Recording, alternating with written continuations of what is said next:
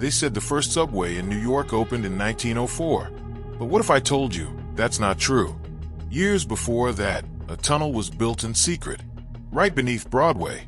No records, no maps, just whispers of an iron train that moved without tracks and vanished without a trace. Some say it was sealed forever. Others say it still runs. But last year, something opened beneath Times Square, and what they found inside was never meant to be seen. Welcome to another story from Historia Unseen. I'm John, your voiceover artist, and today, I'll take you beneath New York, where something lost is waking up again. In the heart of 1800s New York, the city was bursting with life. Horse-drawn wagons rushed through the muddy streets. Men in long coats shouted on corners. Factories puffed black smoke into the sky. But beneath it all, a silent war was already beginning. The city was growing too fast. Too many people, too much noise, and traffic chaos. It could take over an hour just to cross a few streets. Rich men, poor workers, even doctors couldn't reach hospitals in time. Something had to change, but nobody wanted to slow the city down. That's when one man stepped forward, Alfred Ely Beach. He wasn't a politician. He wasn't a builder. He was a dreamer, and he had a vision of something underground. Not just a tunnel, but a moving chamber of air that could push a car beneath the earth. No horses, no smoke, no sound, just speed and silence. Everyone laughed at him. Impossible, they said. No one will ride in a tube underground. Too dangerous. Even the city wouldn't give him permission to build. But Alfred didn't stop. He found a loophole. He told the city he was building a small mail delivery system under a shop. Quiet, harmless, legal. They approved it. But that's not what he built. In the dead of night, workers went below the shop on Broadway. They dug and dug in silence. No one noticed. And then, in just 58 days, the first secret subway in New York was complete. It was just one short tunnel, but it was beautiful. Marble floors, gas lights, velvet seats. Not like today's subways. This was luxury. It ran on air. A giant fan at one end pushed the train forward, then sucked it back. People couldn't believe it.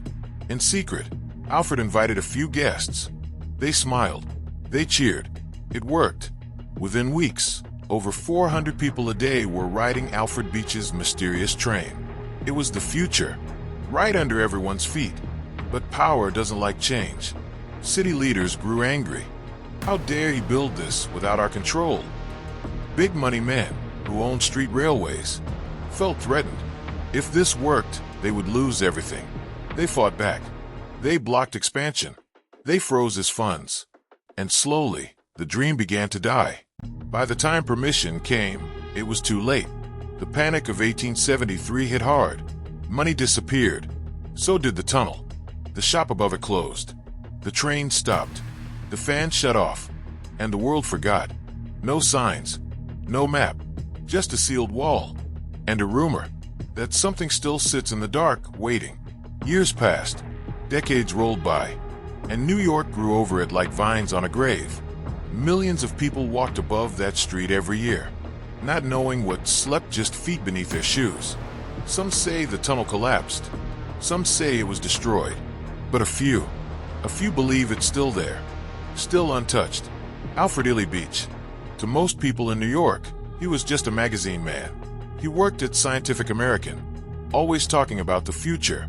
Flying machines, strange engines, electric power. But Alfred wasn't just dreaming on paper. He was planning something beneath it. Something the city had never seen. And something it was not ready for. In the year 1869, the streets above were filled with dust, horses, and accidents. But in Alfred's mind, the future was already running. He wasn't trying to build just a train. He was trying to build order. A way to move people faster than politics. Faster than greed. But New York was already full of powerful men. And they hated one thing more than anything else. Losing control. Beach knew the city would never let him build a subway. He tried once. They rejected him. Said it was too new, too risky. But Alfred was clever. He changed the plan. He asked for permission to build a small mail delivery tunnel. Just a test system, Nothing big, just for letters. They said yes. They didn't know he was about to fool the entire government. He built a mail system, yes. But with it, he secretly began building something much bigger, right under their feet. He hired men who worked fast, but kept quiet. He paid them well, and he worked only at night. For weeks, they dug under a rented building on Broadway. No one above knew a thing. And when the digging stopped, the city had something no one expected. A private subway line, nearly 300 feet long, with polished floors, gas lights, and a train that moved with air. At the far end of the tunnel, he placed a giant fan powered by steam. It would blow air into the tunnel, and that air would push the train forward. To return, the fan sucked the air back, pulling the car in reverse. No smoke, no engine, just clean, silent motion. He called it the pneumatic transit system, and even though it was short, it was smooth. It was quiet, and it worked. In private, he invited important men to ride it. Judges, businessmen, even politicians. They smiled, they clapped, but they still said no. Why? Because behind closed doors, they were scared. Scared that if Beach's train became public, the old streetcar kings, the men who ran New York's transport, would lose power. They couldn't charge tickets anymore. They couldn't control where people went. They couldn't earn millions. So they fought him. They blocked him. They buried his plans under red tape and lies. And so the lie began. They said Beach's tunnel was unsafe. They said it failed. They said it was only for mail, and it had never really worked. But the truth was, it worked too well. It threatened the very system that ruled the city. And so, the first working subway was quietly closed. Its entrance sealed. Its story erased. But not everyone forgot. Some of the workers remembered. One wrote in his journal, "The tunnel is still there, untouched like a buried temple." Another claimed that parts of the machinery still spun, even years later. He said he heard the tunnel breathe at night. Of course, people called them crazy. Old men telling ghost stories. But in the 1920s, a strange report reached a local newspaper.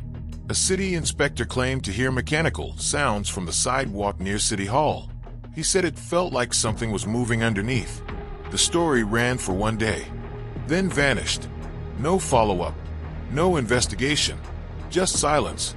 Years later, a construction team working on a building near Broadway broke through a wall in a basement. They found metal, round, with bolts and windows. It looked like a door. One man put his ear to it. He said he heard a faint hum, like wind inside a pipe. He told the city. They sealed it up the next morning. The year was 1923. New York was booming. Jazz filled the streets. Skyscrapers reached higher every month. And under the lights of Broadway, the city looked unstoppable. But beneath all that sound and shine, something still breathed. People working in old buildings along Lower Broadway had started whispering. They said their walls shook at night. Said strange noises came from the basement. Said they felt a breeze from nowhere. At first, no one listened. New York had a lot of stories. But then one man took those whispers seriously. His name was Charles Delaney, a city inspector. Calm, careful, known for never missing a report, never skipping a step. He was sent to investigate an old theater basement, a place once full of music, now silent and crumbling. But Charles, he never came back. That morning, he walked into the building alone, notebook in hand, hat on his head, flashlight in his coat. He stepped down into the dark and was never seen again. Hours passed, then a full day. No word, no signal. The police came. They searched every room, every stairwell, every closet. They found his flashlight on the floor, still warm, still lit, but the man was gone. One officer noticed something strange behind the furnace, a crack in the brick wall, as if it had been sealed a long time ago, then reopened. Behind it, a tight corridor, dust, cold air, and at the end, a round metal door, covered in bolts. Two small windows on either side, both fogged. No one dared open it. They called it unsafe. They sealed the entire wall back up the next day. The report said, Inspector Charles Delaney, presumed lost in collapse. No foul play suspected. Case closed. But many didn't believe that. A week later, Charles's wife received a strange package. No return address. Inside was his notebook and a torn piece of fabric, the sleeve from his coat. The first page of the notebook had a single line, written in shaky hand. "There's something down here, and it's not from Al." The rest of the notebook was unreadable. Pages smudged, ink soaked, but the city ignored it. They told the press it was a prank, said the notebook was fake, that Charles had probably fallen, maybe gone mad, and wandered off. No memorial, no funeral, just a name crossed out in silence. But the story refused to die. Years later, workers tearing up a street just blocks from the same theater heard metal hitting metal beneath the pavement. One said he felt the ground shift, like something was rolling underneath. Another said he saw steam rise from a crack in the road, even though there were no pipes nearby. The workers called their manager. The site was shut down for the day. Nothing was explained. Nothing was said again. But one man took something from the site, a small, rusted metal plate with 3 letters. BTC, Beach Transit Company. Nobody talked about the case for decades. Until 1972. That's when a man named Carl Winslow, an urban explorer, decided to find out the truth for himself. He had heard the story of Charles Delaney from an old library file. The notebook, the door, the noise underground. And Carl had one thing Charles didn't: a full copy of the original tunnel blueprints. He believed the secret subway hadn't been destroyed, only hidden. He believed Charles had found it and was still down there. Or worse, something else was. Carl packed a camera, a flashlight, a breathing mask, and the blueprints. He told no one. He walked into the same building on Broadway, slipped past the security fence, and vanished into the dark, where the last known man had gone missing. 50 years earlier, the city had changed. In 1972, Broadway was louder, brighter, faster. Neon signs flashed. Taxis honked. But the streets still stood on old bones. And Carl Winslow, he came to wake them up. He wasn't a scientist, not a detective. He was just a man who believed the story. He'd read the articles, the old files. He'd traced the lines on the dusty blueprints for months. And now he was standing in front of the same building, the same spot where Charles Delaney walked in and never came out. Carl took a deep breath and stepped inside. The building was falling apart. Rats squeaked under broken floorboards. The paint peeled like dead skin. But Carl wasn't looking at the walls. He was looking down. He followed the old hallway past the furnace room, just like the report said. And there, hidden behind rotting wood and bricks, he saw it, a crack in the wall, just big enough to squeeze through. He pushed gently. The bricks moved. Dust exploded into his face. The smell of metal and old air hit his lungs. He clicked on his flashlight and walked in. The corridor was tight, barely wide enough for his shoulders. Cold air pressed against his skin, like something was breathing near his neck. Then he saw it, a massive round iron door, bolted shut, 2 oval windows, fog from the inside, and in the center, a rusted handle. Carl touched the metal. It felt warm. His hand shook. He grabbed the handle, turned slowly, and the door opened with a long hiss. What he saw inside froze him. It was real. The subway car, the one everyone said was gone, long and silver, with rivets lining the roof. Velvet seats, now covered in dust. Old brass lamps hung from the ceiling, still intact. It looked untouched, like someone had cleaned it yesterday. Carl stepped inside. The floor creaked, but it held. He pulled out his camera, snapped photos. Flash, flash, flash.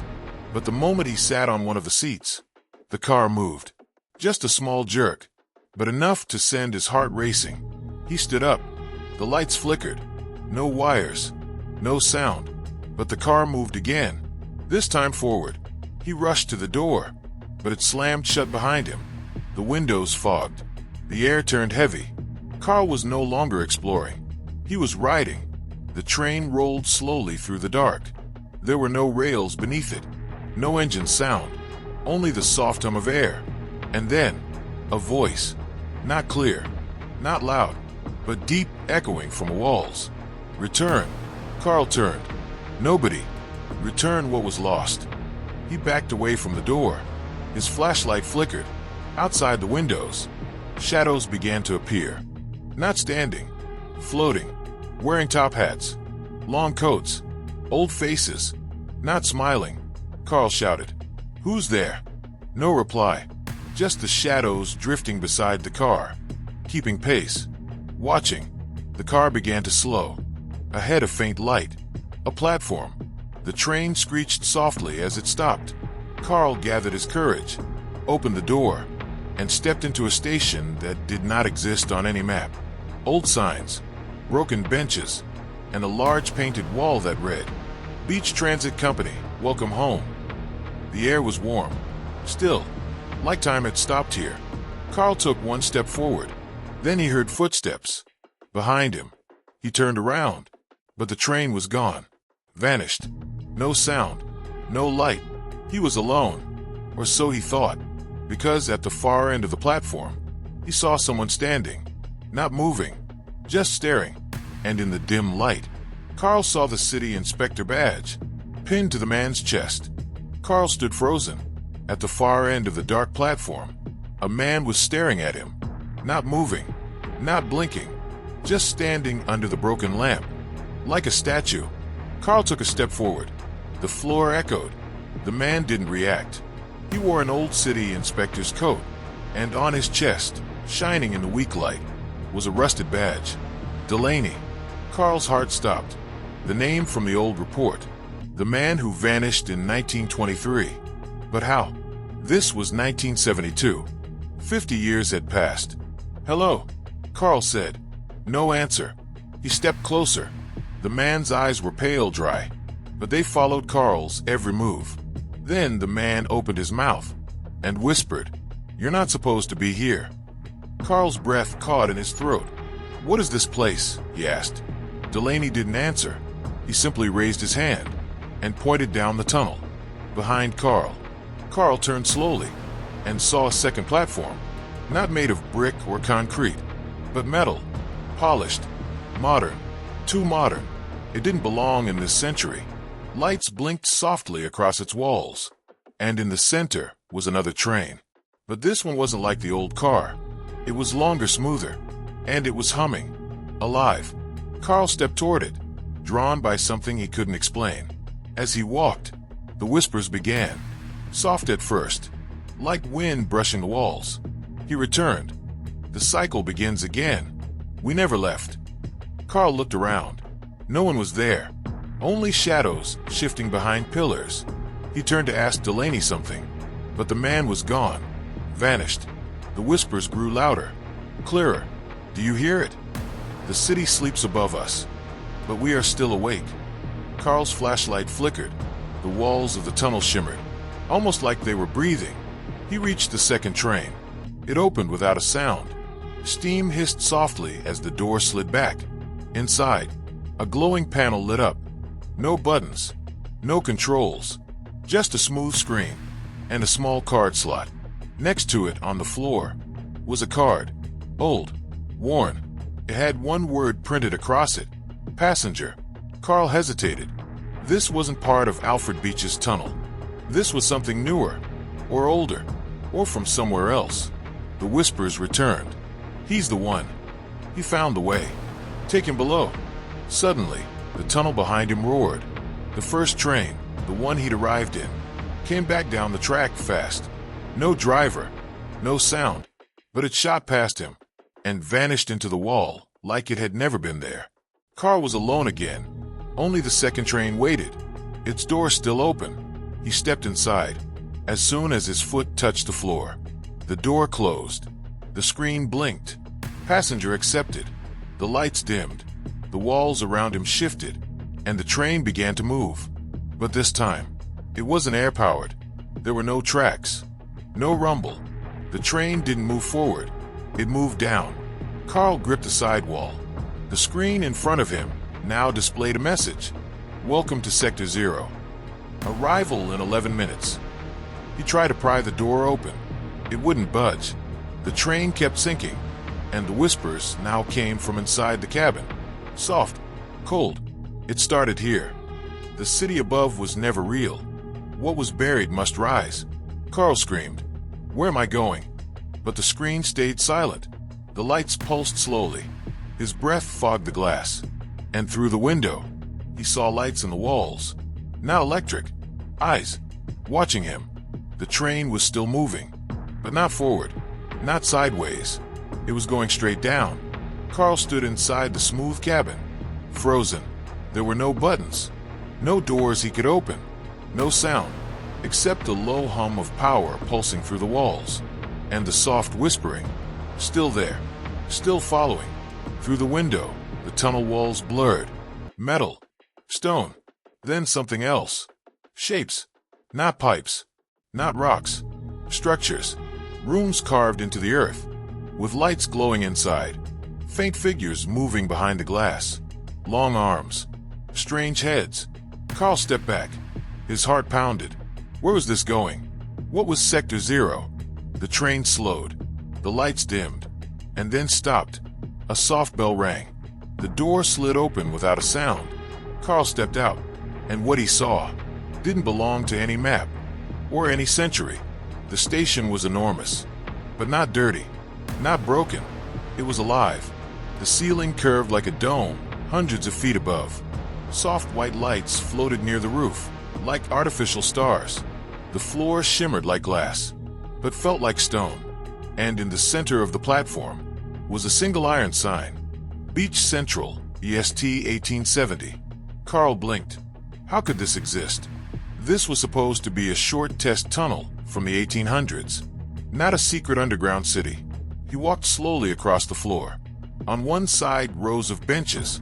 People sat on them. Still. Quiet. Not blinking. Men in top hats. Women in long dresses. Children with paper hats. All wearing clothes from the 19th century. Not one of them moved. Carl leaned in close. A man sat with his eyes wide open. Breathing. But frozen. The name tag on his coat read, A Beach Founder. Carl stumbled back. Was he seeing ghosts? Or were these people alive? He whispered, Hello. No answer. But a voice echoed through the station, calm, mechanical, almost human. Welcome to the Beach Transit Preservation Zone. All original passengers are under permanent hold. Please proceed to the control deck for identity check. Carl looked around. No cameras. No speakers. But the voice spoke again. Passenger 1972-44, proceed. Carl followed a glowing blue line on the floor. It led him toward a door labeled, Control Deck, Authorized Entry Only. He pushed it open. Inside, a round room filled with old machines. Switches, pipes, metal wires. But in the center, a chair. And in front of the chair, a small screen. It flickered on. A face appeared. Old. Calm. Not quite human. Carl asked, What is this place? The face responded, You have entered the original prototype of the world's first autonomous underground system, designed to preserve history and remove interference from surface. Carl stared. I don't understand. The face smiled. New York grew too fast, too loud, too corrupt.